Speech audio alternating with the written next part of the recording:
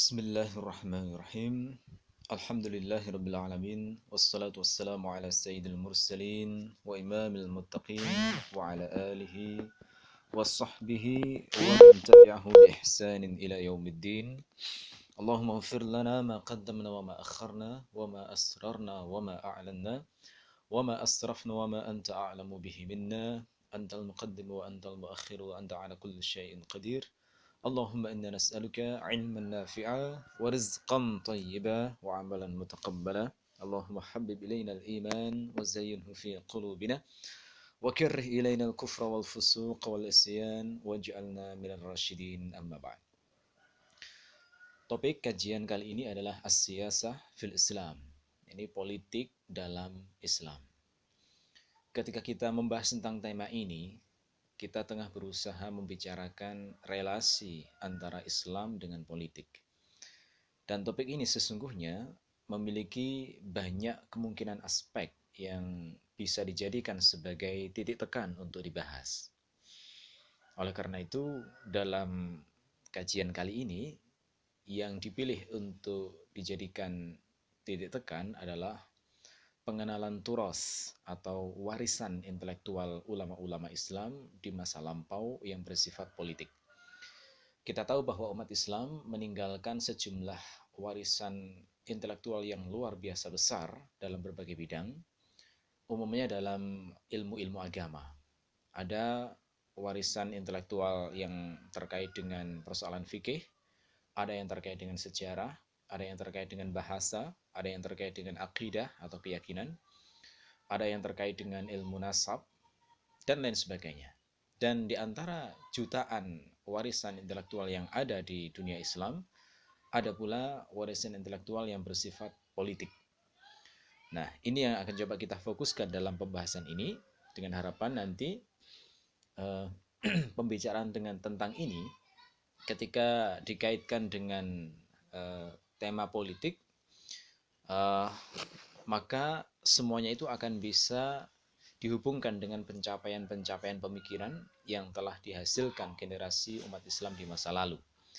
Sehingga model politik Islam apapun yang dibangun atau diusulkan di masa yang akan datang akan selalu memiliki kaitan atau hubungan dengan akar sejarah umat Islam sebagai salah satu peradaban besar yang pernah menghuni planet bumi ini. Seperti apakah gambaran warisan intelektual ulama Islam terkait dengan pemikiran politik? Nah, jawaban dari pertanyaan ini adalah sesungguhnya ada banyak, puluhan atau bahkan mungkin ratusan karya-karya pemikiran ulama di masa lampau yang terkait dengan politik Islam dan penyelenggaraannya. Nah, namun untuk memberikan sedikit gambaran, maka pada kajian kali ini akan dipaparkan beberapa saja karya-karya yang bersifat politik dari warisan tersebut. Ya. Yang pertama adalah kitab yang bernama Risalatul Qadha. Ya, Risalatul Qadha. Arti dari Risalatul Qadha dari dua kata, risalah, ya, risalah itu bermakna surat, al-qadha itu bermakna peradilan. Jadi makna harfiah dari Risalatul Qadha adalah surat peradilan. Risalatul Qadha itu sesungguhnya adalah surat yang dikirimkan oleh Khalifah Umar ibn Khattab radhiyallahu anhu, sahabat Nabi yang terkenal itu, kepada sahabat Nabi yang lain yang bernama Abu Musa al-Ash'ari, yang waktu itu diangkat dan ditunjuk oleh Umar menjadi qadhi atau hakim di wilayah Kufah dan Basrah pada tahun 21 Hijriah. Wilayah Kufah dan Basrah itu sekarang sekitar daerah Irak di sana, ya. Zaman dulu disebut dengan istilah Kufah dan Basrah. Surat ini dihitung oleh sejarawan sebagai Wasiqah Umariyah atau dokumen Umar. Salah seorang ulama bermadhab Hanafi yang bernama As-Sarakhsi memandang bahwa surat Umar ini sebagai surat politik syar'i yang pertama. Menurut Ibnu Taimiyah, surat ini begitu berharga sampai-sampai beliau dalam kitabnya yang berjudul Minhajus Sunnah mengatakan bahwa surat ini dipakai oleh para fuqaha untuk membangun fikih dan usul fikih. Menurut Ibnu Sahl, sebagaimana dikutip oleh Ibnu Farhun dalam kitabnya Tabsiratul Hukam, kitab ini menjadi tumpuan bagi dasar-dasar peradilan, makna-makna hukum, dan menjadi kiblat bagi hakim-hakim Islam. Murid Ibnu Taimiyah yang bernama Ibnu Qayyim dalam kitabnya I'lamu al-Muwaqqi'in telah mensyarah panjang lebar kandungan makna yang ada dalam surat ini. Sebagian ulama malah menjulukinya sebagai Kitabus Siyasatil Qada wa Tadbiril Hukm, yakni kitab politik peradilan dan manajemen atau strategi pemerintahan. Demikian terkenalnya risalah ini atau kitab ini, itu beberapa orang telah menerjemahkan dalam berbagai bahasa, diantaranya Inggris, Perancis, dan Jerman. Apa sebenarnya isi dari kitab itu atau suratnya Umar itu? Ya. Suratnya Umar tersebut ternyata berisi wasiat-wasiat penting Umar terhadap Abu Musa al-Ash'ari yang waktu itu menjadi pejabat negara beliau. Di dalamnya Umar menerangkan tentang urgensi peradilan, prinsip-prinsip mengadili seperti hak bicara pihak-pihak yang bersengketa, verifikasi fakta-fakta, dasar vonis, kontrol atas pelaksanaan vonis, sifat adil, tuntutan untuk memberikan bayyinah atau pembuktian, kebolehan islah atau mengadakan perdamaian, prinsip cepat dalam melayani, prinsip profesional dalam melayani, kemudian masalah koreksi vonis bagi seorang hakim, kemudian ijtihad dalam vonis, dan lain-lain.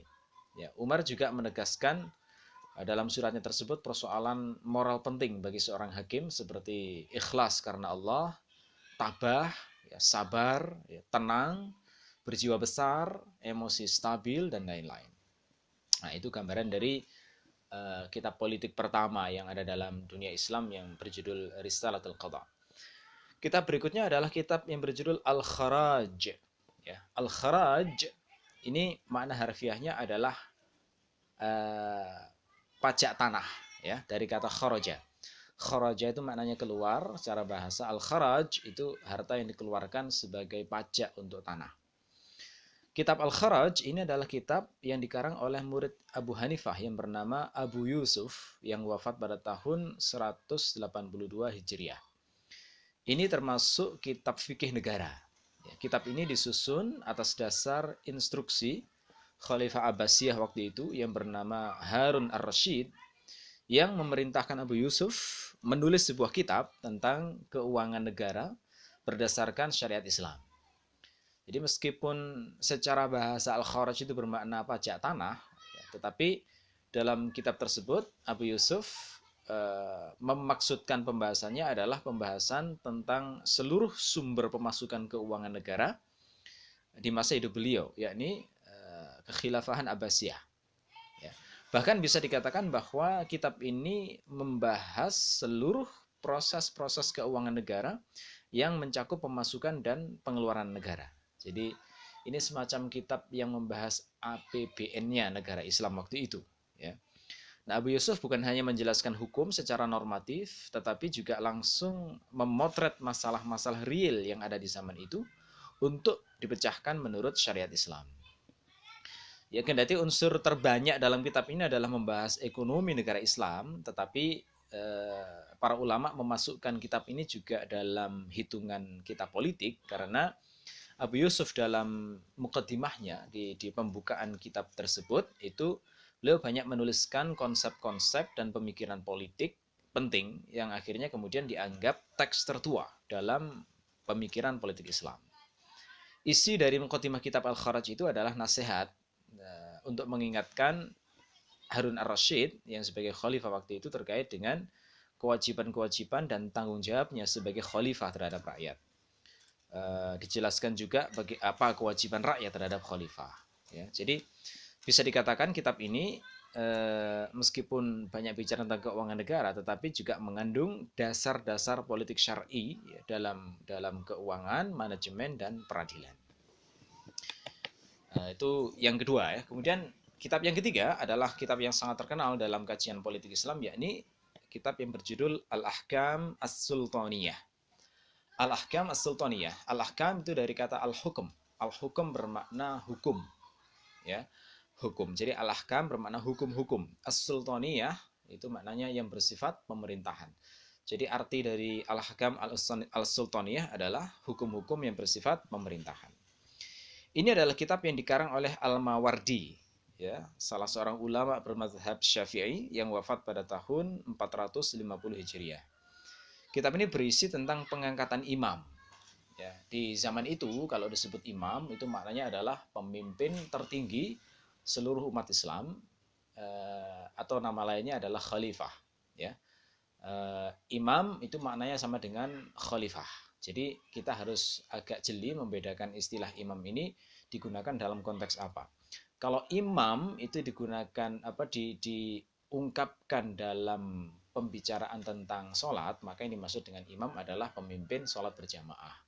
Tetapi kalau imam dibicarakan dalam konteks politik, maka maksudnya adalah pemimpin tertinggi umat Islam yang menyatukan seluruh kaum muslimin dari barat sampai timur, atau nama lainnya disebut dengan istilah khalifah, atau nama lainnya adalah Amirul Mukminin, ya.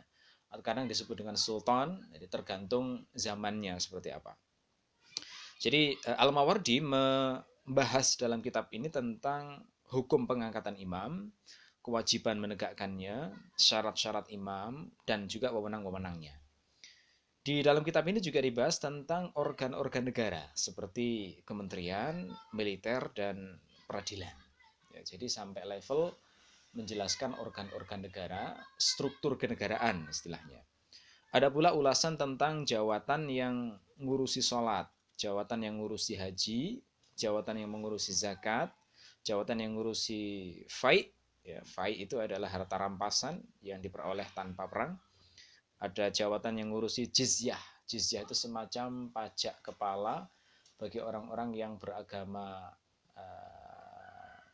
bukan Islam, gitu ya. Karena kalau orang Islam tidak ditarik jizyah, tapi ditarik zakat saja pada orang yang kaya saja. Sementara orang yang tidak beragama Islam, hidup dalam sistem Islam, itu ditarik jizyah dengan imbalan mereka akan dijamin keamanannya, juga kesejahteraannya selama mereka taat dengan sistem Islam.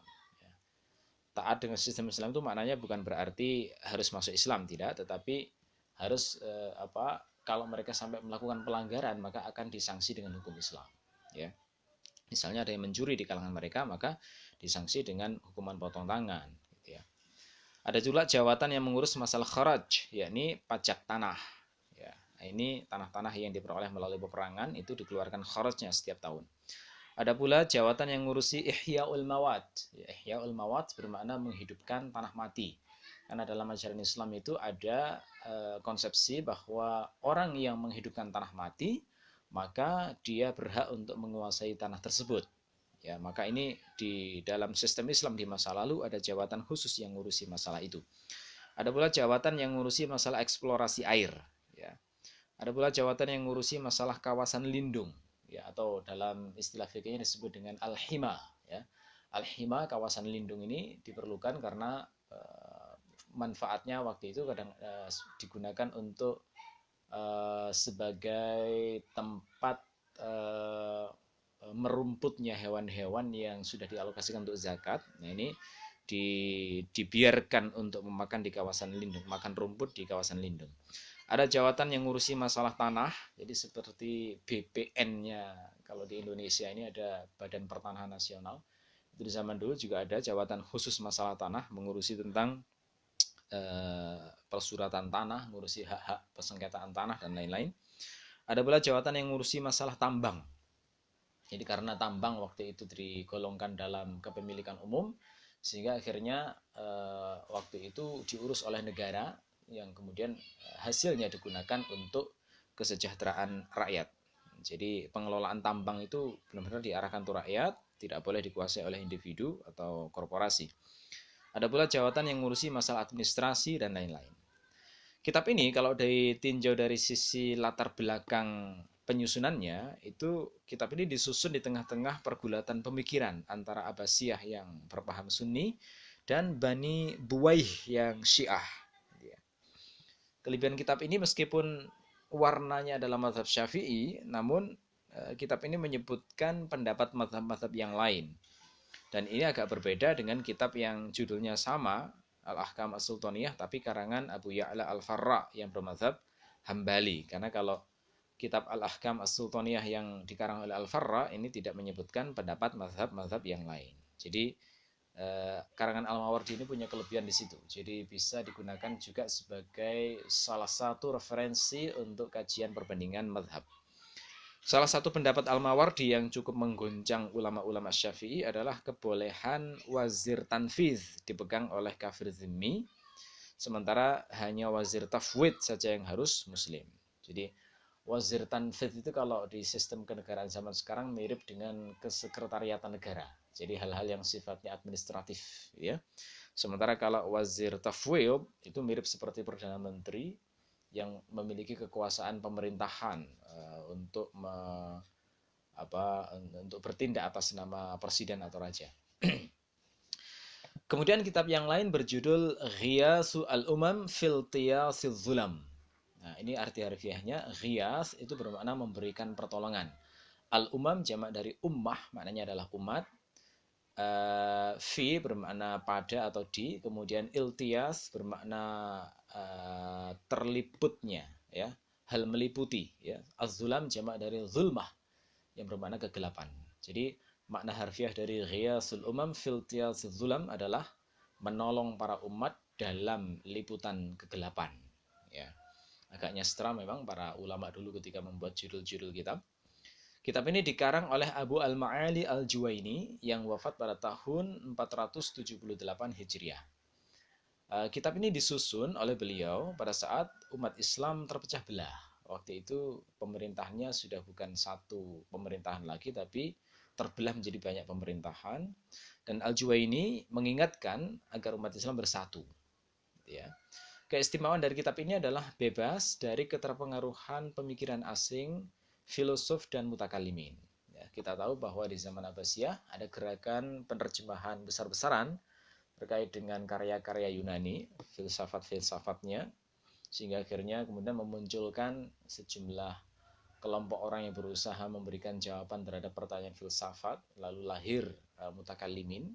Kelompok mutakalimin inilah yang disebut oleh para ulama itu menjadi firqah-firqah itu, ya. Jadi ada Mu'tazilah, ada Jabariyah, ada Khawarij, ada macam-macam Qadariyah, itulah mutakalimin.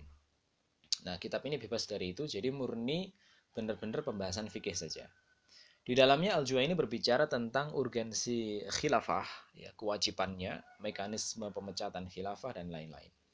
Dalam mukadimahnya, Al-Juwaini menegaskan bahwa topik-topik khilafah memang bersifat dhanni. Namun banyak orang yang memperlakukannya sebagai hal qat'i atau absolut atau pasti. Ya, dhanni itu maksudnya spekulatif, tidak bersifat absolut atau pasti. Sedangkan qat'i maknanya absolut atau pasti. Jadi karena ada orang yang memperlakukan hal-hal dhanni sebagai qat'i, maka terjadilah kesembronoan dan keserampangan dalam pembahasannya. Kemudian kitab berikutnya adalah kitab yang berjudul As-Siyasah Asy-Syar'iyyah atau Politik Syar'i. As-Siyasah bermakna politik, Asy-Syar'i yang bersifat syar'i, ya. Politik yang bersifat syar'i ini adalah kitab yang dikarang oleh Ibnu Taimiyah yang wafat pada tahun 728 Hijriah, yang dimaksudkan agar menjadi pegangan penguasa maupun rakyat. Ya, di dalamnya dibahas bagaimana cara memilih pemimpin, bagaimana pengelolaan keuangan, menjelaskan tentang masalah hukum-hukum, hak-hak Allah dalam pemerintahan, hak-hak rakyat, dan lain-lain. Ya. Selain dari 5 kitab yang bersifat politik yang saya jelaskan tadi, itu masih banyak lagi kitab-kitab politik yang lain. Misalnya, sempat saya singgung tadi, adalah kitab yang berjudul Al-Ahkam As-Sultaniyah, karangan Al-Farra, yang wafat pada tahun 458. Hijriah. Ada pula kitab yang berjudul At-Turq Al-Hukmiyah, ya. Maknanya adalah jalan-jalan pemerintahan. Ini dikarang oleh Ibnu Qayyim Al-Jauziyah, muridnya Ibnu Taimiyah, yang wafat pada tahun 751 Hijriah.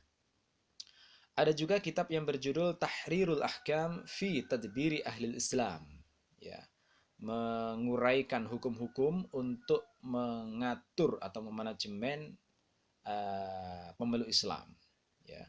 Ini dikarang oleh Ibnu Jama'ah yang wafat pada tahun 733 Hijriah.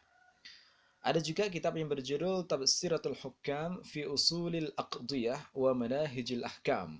Ya, maknanya adalah memberi pengetahuan kepada para penguasa terkait dengan dasar-dasar peradilan dan metode-metode dalam memberikan hukum.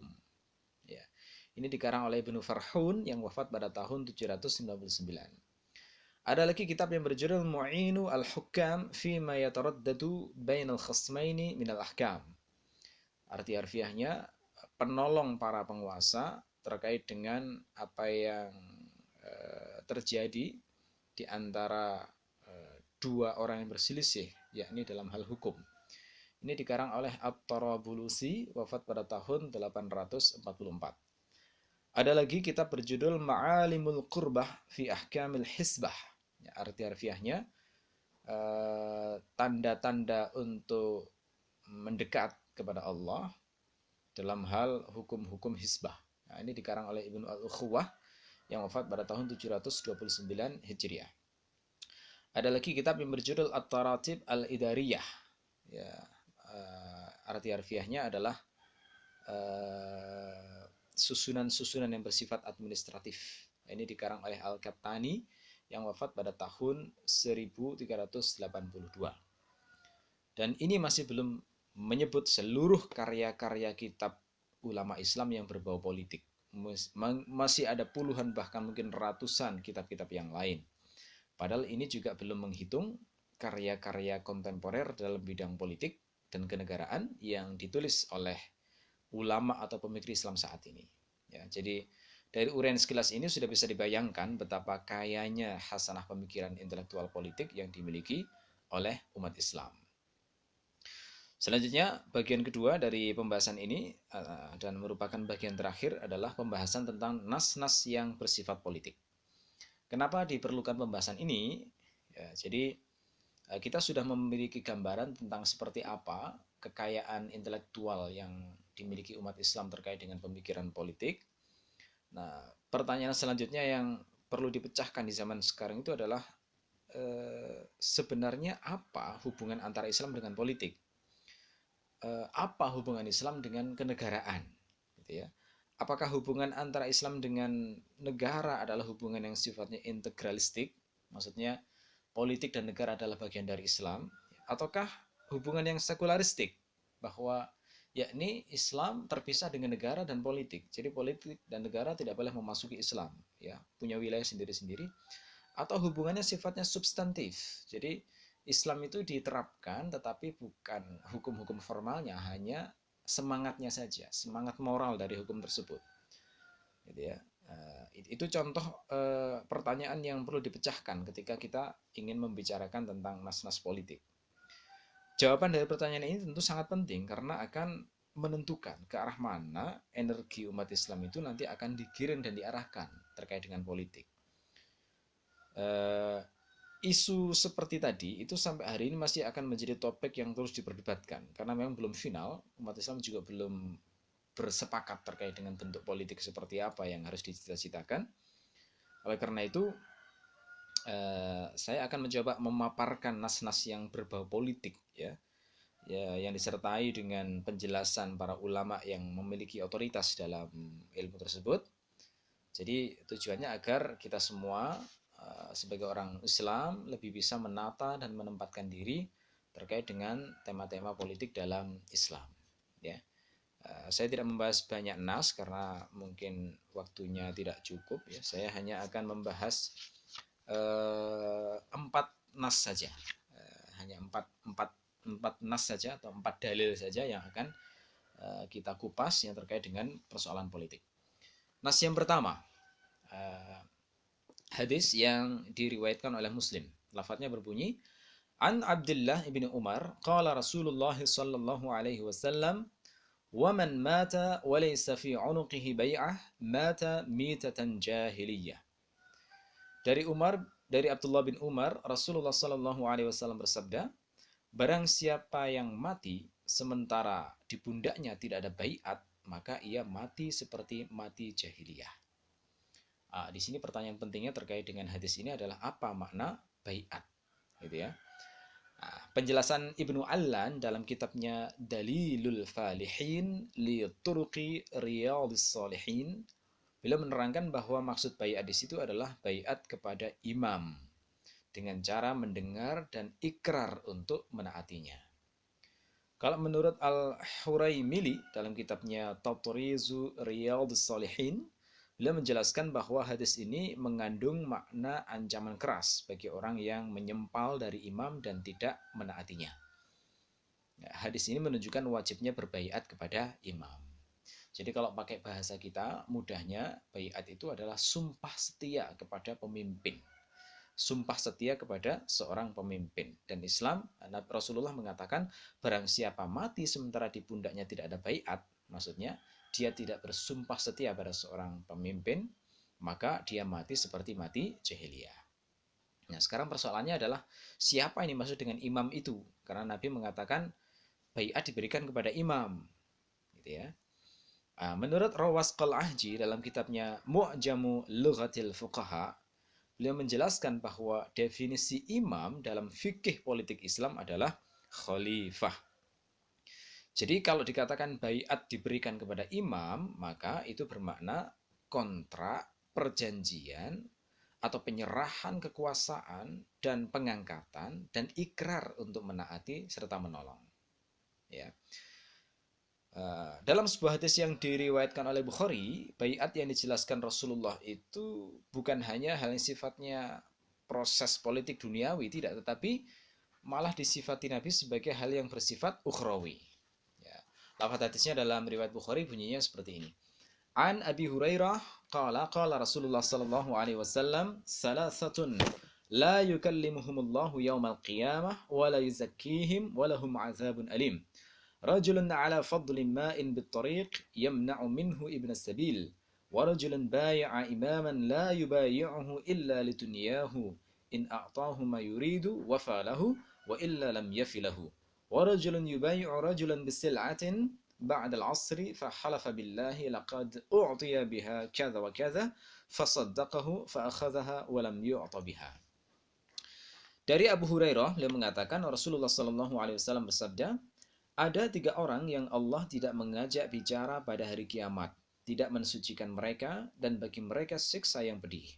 Seseorang yang memiliki kelebihan air di jalan, namun tidak mau memberikannya kepada musafir, dan seseorang yang berbaiat kepada imam, dan ia tidak berbaiat kepadanya selain untuk kepentingan duniawi. Jika imam memberi yang diinginkannya, maka ia memenuhi janji baiatnya, namun jika tidak, ia tidak menunaikan janji baiatnya. Dan seseorang yang melakukan transaksi jual beli dengan seseorang setelah di waktu asar, lantas si penjual bersumpah dengan nama Allah bahwa ia pernah ditawar dengan harga sekian-sekian, kemudian pembeli percaya sehingga dia mau membelinya, padahal sebenarnya tidak ada peristiwa penawaran seperti itu. Jadi dalam hadis ini dinyatakan orang itu berbaiat kalau niatnya adalah karena ingin mendapatkan dunia atau harta, maka ancamannya di akhirat nanti tidak akan diajak bicara oleh Allah, tidak disucikan dan mendapatkan siksa yang pedih. Ini menunjukkan berarti baiat dalam hadis ini tidak hanya berdimensi dunia, bukan hanya segera proses politik, tetapi juga bersifat ukhrawi. Itu nas yang pertama. Sekarang nas yang kedua. Nas yang kedua adalah hadis yang diriwayatkan oleh Muslim juga. Lafadznya berbunyi an Auf ibn Malik an Rasulullah sallallahu alaihi wasallam qala khiyaru a'immatikum alladzina tuhibbunahum wa yuhibbunakum wa yusalluna 'alaikum wa tusalluna 'alaihim wa syiraru a'immatikum alladzina tubghidunahum wa yubghidunakum wa tal'anunahum wa yal'anunakum. Qila ya Rasulullah afala nunabidhuhum bisayf? Faqala la ma aqamu fikum as-salah. Dari Auf bin Malik dari Rasulullah sallallahu alaihi wasallam, beliau bersabda, sebaik-baik pemimpin kalian adalah mereka yang mencintai kalian dan kalian mencintai mereka. Mereka mendoakan kalian dan kalian mendoakan mereka. Dan sejelek-jelek pemimpin kalian adalah mereka yang membenci kalian dan kalian membenci mereka. Mereka mengutuk kalian dan kalian mengutuk mereka. Beliau ditanya, wahai Rasulullah, tidakkah kita memerangi mereka? Maka beliau bersabda, tidak, selagi mereka mendirikan sholat bersama kalian. Ya, jadi hadis ini Rasulullah itu menceritakan tentang pemimpin-pemimpin di tengah umat Islam. Jadi Nabi meramalkan akan ada pemimpin yang buruk, yang jahat, yang melaknati rakyatnya, dan rakyatnya juga melaknati pemimpinnya. Tetapi kemudian ketika para sahabat bertanya, pemimpin seperti itu apa tidak lebih baik diturunkan dari pemerintahan? Ternyata jawaban Nabi adalah la, tidak, selama mereka masih menegakkan sholat bersama kalian. Ya, jadi sekarang ada pertanyaan penting, sebenarnya apa makna larangan Rasulullah ini? Ya, Al-Mulla Al-Qari dalam kitabnya Mirqatul Mafatih, Syarh Mishkatul Masabih menerangkan bahwa arti afala nunabizuhum bisayf, tidakkah kita memerangi mereka, adalah apakah kita tidak melengsarkan mereka dari jabatan mereka, yakni membuang janji setia pada mereka, membuang baiat pada mereka, dan memerangi mereka jika terjadi apa yang diramalkan Rasulullah. Ternyata jawaban Rasulullah adalah tidak. Artinya jangan engkau perangi mereka selama mereka masih menegakkan sholat, karena sholat adalah tanda persatuan umat. Ya. Jadi ini hadis yang bersifat politik terkait dengan perpindahan atau perebutan kekuasaan. Ya. Hadis yang senada juga diriwayatkan oleh Al-Bukhari, lafadznya an Junadah ibni Abi Umayyah qala dakhalna ala Ubadah ibni As-Samit wa huwa maridun qulna aslahaka Allah hadits bihaditsin yanfa'uka Allah bihi sami'tahu minan nabiy sallallahu alaihi wasallam qala da'ana an-nabiy sallallahu alaihi wasallam fabay'nahu faqala fima akhadha alaina an bay'ana 'ala as-sam'i wat-ta'ah fi man syatina wa makrahina wa usrina wa yusrina wa asaratan 'alaina wa an la nunazi' al-amra ahlahu illa an taraw kufran bawahan 'indakum minallahi fihi burhan. Dari Junadah bin Abi Umayyah, beliau mengatakan, kami berkunjung kepada Ubadah bin As-Samit yang ketika itu sedang sakit. Kami menyapa, semoga Allah menyembuhkanmu. Ceritakan kepada kami sebuah hadis yang kiranya Allah memberimu manfaat karenanya, yang kau dengar dari Nabi SAW. Ia menjawab, Nabi SAW memanggil kami sehingga kami berbaiat kepada beliau. Ubadah melanjutkan, di antara janji yang beliau ambil dari kami adalah agar kami berbaiat kepada beliau untuk senantiasa mendengar dan taat, serta giat maupun malas, dan saat kesulitan maupun kesusahan. Lebih mementingkan urusan bersama, serta agar kami tidak merebut kekuasaan dari pemiliknya, kecuali jika kalian melihat kekufuran yang terang-terangan, yang pada kalian mempunyai alasan yang jelas dari Allah.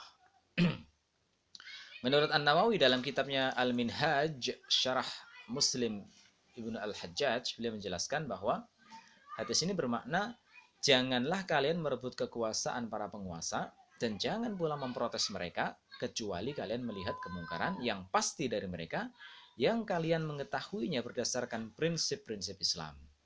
Jika kalian mengetahui hal itu, maka lakukan nahi mungkar dan katakan kebenaran dimanapun kalian berada. Itu nas yang kedua. Sekarang kita ke nas yang ketiga. Hadisnya diriwayatkan oleh An-Nasa'i. Lafadznya berbunyi, An Tariq ibn Shihab anna rajulan sa'ala Nabi sallallahu alaihi wasallam wa qad wada'a rijlahu fil gharzi. Ayyul jihadi afdal? Qala kalimatu haqqin 'inda sultanin jair.